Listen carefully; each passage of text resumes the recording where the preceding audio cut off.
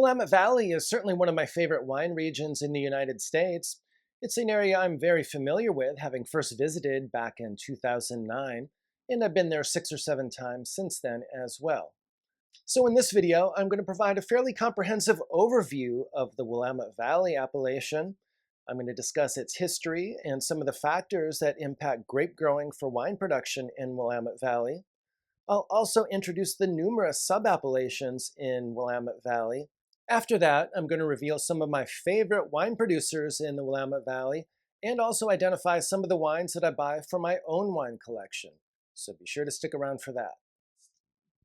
In terms of wine production, Oregon is the fourth largest wine producing state in the United States after California, Washington, and New York.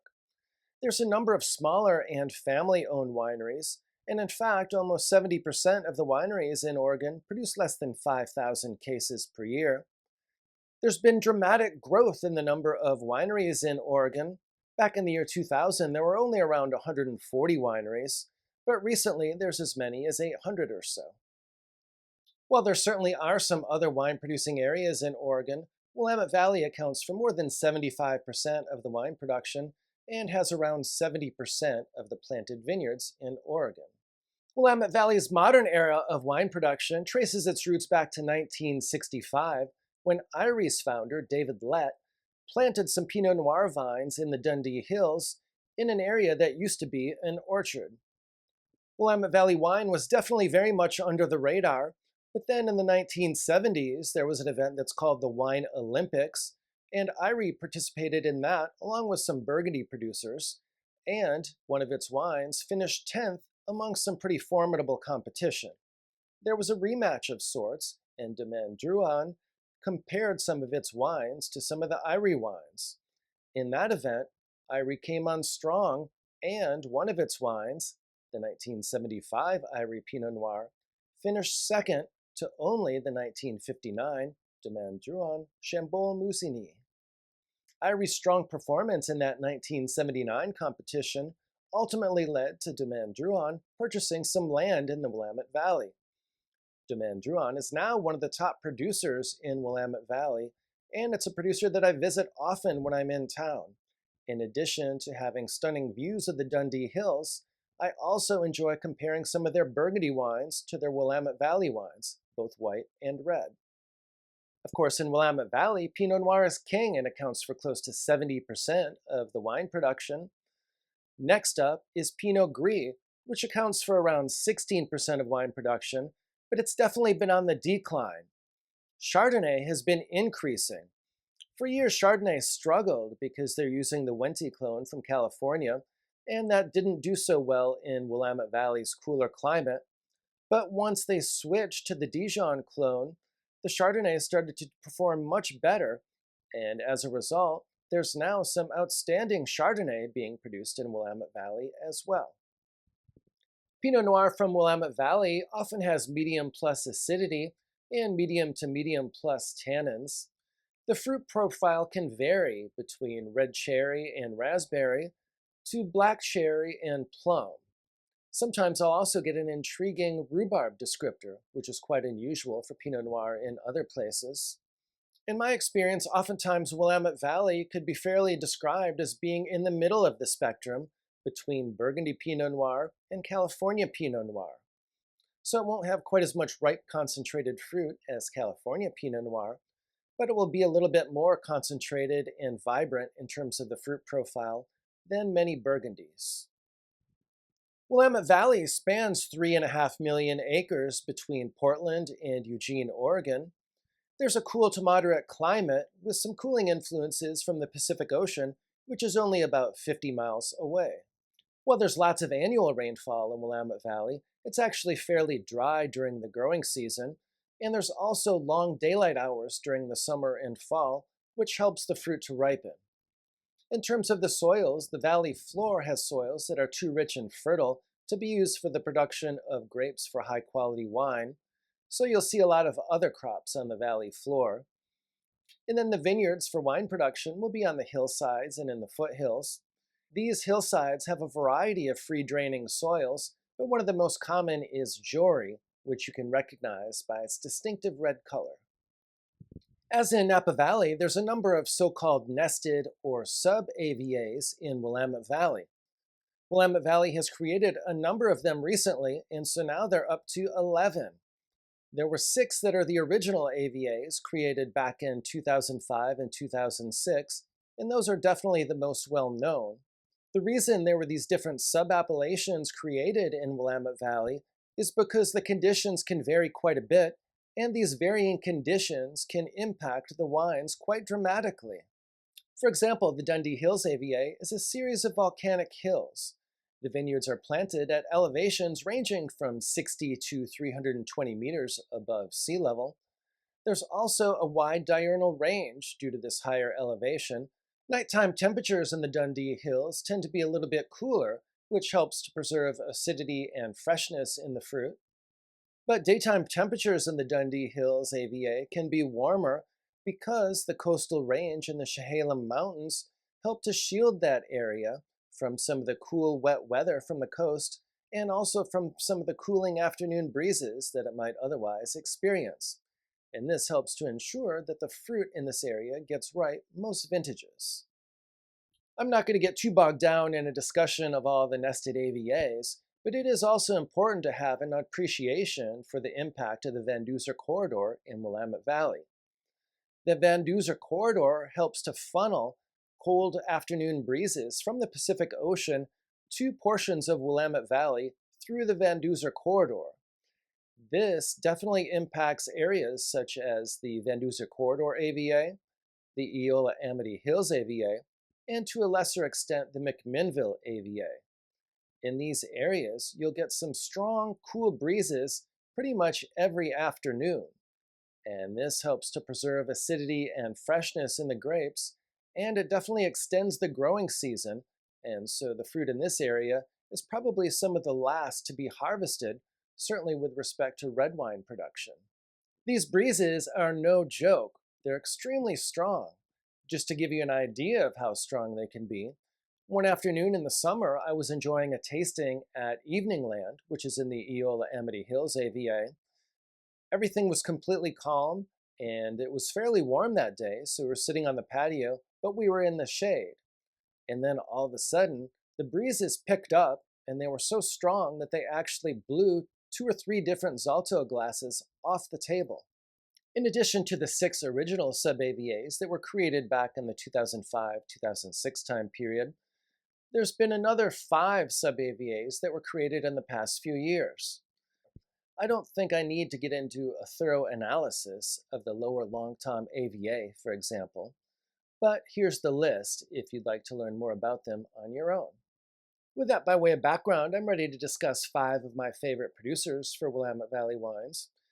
But of course, if there's a producer that you enjoy that I did not mention, please be sure to let us know in the comments below, as a number of viewers definitely review the comments and look for additional suggestions from viewers there. Some of these wines may be available in some of the bigger box retailers, but the best way to get a number of them will be directly from the winery on their website. Also, because a large number of Willamette Valley wineries produce numerous wines with varying single vineyard bottlings. In this video, I'm just going to discuss the producer generally and also typically recommend an appellation Pinot Noir or maybe a Chardonnay for that producer. The first Willamette Valley winery is one that will definitely be of interest to Burgundy lovers, as it was founded back in 2012 by Burgundy winemaker Jean-Nicolas Mio, whose family owns Mio Camazet, and music entrepreneur Jay Boberg. Mio visited Willamette Valley a number of times before establishing Nicolas Jay Winery, and during one of those visits, he had the opportunity to do an in-depth barrel tasting where he tried 20 different single vineyard wines. One of those wines was produced from the Bishop Creek Vineyard, which is in the Yamhill Carlton AVA. Mio believed that this vineyard could produce fruit that made wine in a style that was exactly what he was trying to achieve, namely, distinctive, powerful, and complex, yet elegant, with a highly perfumed nose. A short time later, that vineyard became available for purchase, and so Mio and Boberg did not hesitate, but they bought it and founded Nicolas Jay Winery. They also began making wine from source fruit, and more recently, they planted vines in Dundee Hills as well. In the vineyard, Nicolas Jay emphasizes dry farming, organic, and biodynamic practices. The Nicolas J wines are in high demand, particularly those that are produced from their estate fruit. So to get those, you'll most likely have to be on their mailing list, but they do have a wine that's called L'Ensemble that's produced from source fruit that's highly acclaimed and which is available on their website for $75 a bottle. So that is an excellent introduction to Nicolas J, and I would recommend giving that one a try before you join the mailing list and try to purchase some of their more expensive wines. There's a number of outstanding producers in the Ribbon Ridge AVA.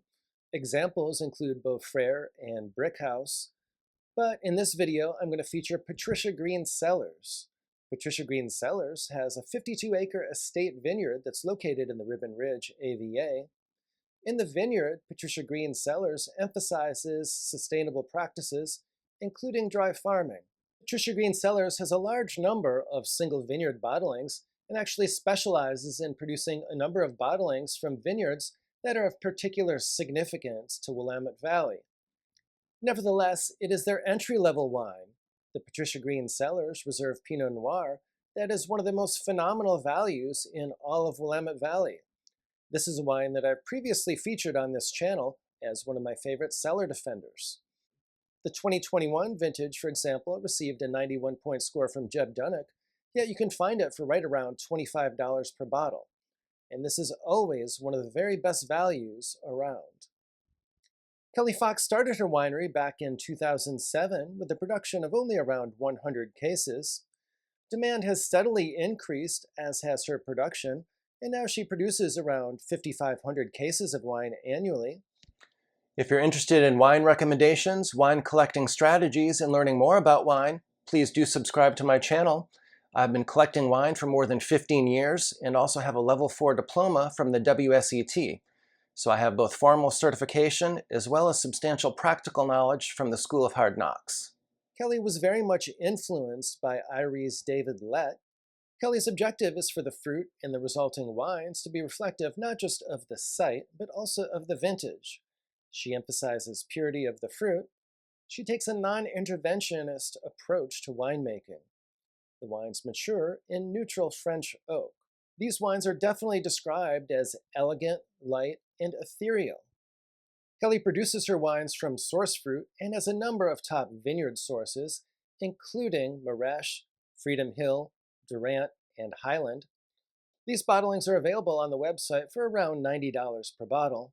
But before you splurge for one of the $90 bottles, I recommend that you first try the $45 Mirabai Pinot Noir. This impressive wine is always an excellent value, and you can even get it for a bit less than that if you take advantage of some discounts. This wine is made from a blend of fruit from the Weber and Maresh vineyards. It comes in at 13.5% alcohol by volume, and she uses around 30% whole cluster fermentation for this wine. I also recently discovered that Kelley Fox makes a Willamette Valley Chardonnay, and that the 2023 vintage is the third bottling of that wine. I haven't had a chance to try it yet, so I can't comment on it personally, but it's definitely one that I hope to try. If any of you have tried that wine and can comment on it, please let me know in the comments below. Will Hamilton founded Violin Cellars back in 2013. He learned how to make wine at Eveningland, and he also worked with Walter Scott as well. The Violin Cellar wines are made very much in the same style as these other two producers. Violin Cellars is probably the smallest producer that I'll be discussing in this video. As with Kelley Fox, Will produces the wine for Violin Cellars from source fruit. He makes both Pinot Noir and Chardonnay and produces around 2,500 cases annually. The Violin Cellar wines are probably the most cost-effective wines that I'll be discussing in this video. Will makes both a Willamette Valley Pinot Noir and a Willamette Valley Chardonnay, both of which sell for only around $35 per bottle, and both of which are extremely enjoyable on release, but will age for a few years without any problem as well. I would be remiss if I did not mention Will's Sojo Pinot Noir, which is a single vineyard Pinot Noir that sells for around $65 per bottle, and which is absolutely incredible. So I definitely recommend the Sojo from Violin Cellars as well. I've been a fan of Tony Soder's wines for many years, dating back to when he was the winemaker for Etude in Napa Valley and was making some absolutely sensational Napa Valley Cabernet Sauvignon in the mid 1990s. But shortly after that, he relocated to Willamette Valley and has been making high quality wine for Soter Vineyards from Willamette Valley fruit for decades. Soder Vineyards has estate vineyards located in three of the top AVAs, Ribbon Ridge, Yamhill Carlton, and Eola Amity Hills. These vineyards are certified biodynamic. The fruit that does not go into the single vineyard bottlings is used to produce both estate Chardonnay and estate Pinot Noir that is a blend from some of these vineyards. The 2021 Soter Vineyards Estates Chardonnay received an impressive 96-point score from James Suckling and sells for around $60 per bottle. Following a barrel fermentation, this wine matured for 12 months in 36% new French oak, followed by 6 months in stainless steel and another year in bottle. This wine comes in at 13.2% alcohol by volume and is an excellent introduction to the Soter Vineyards Chardonnay. In 2022, Soter also produced about 3,500 cases of an estate Pinot Noir. This wine also sells for $60 per bottle. This wine matured in 30% new French oak for around 10 months. They used 1/4 whole cluster fermentation for this wine. The estate's Pinot comes in at just a little less than 14% alcohol by volume. Soter also produces a large number of wines, including the Origin series, the Planet Oregon series, where a percentage of the sales is donated to environmental initiatives, and they even make some sparkling wine.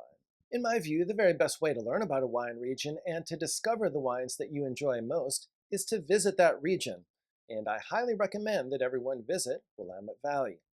If you're going to make a trip there in the near future, be sure to check out this video that's linked above, where I provide 10 travel tips for Willamette Valley.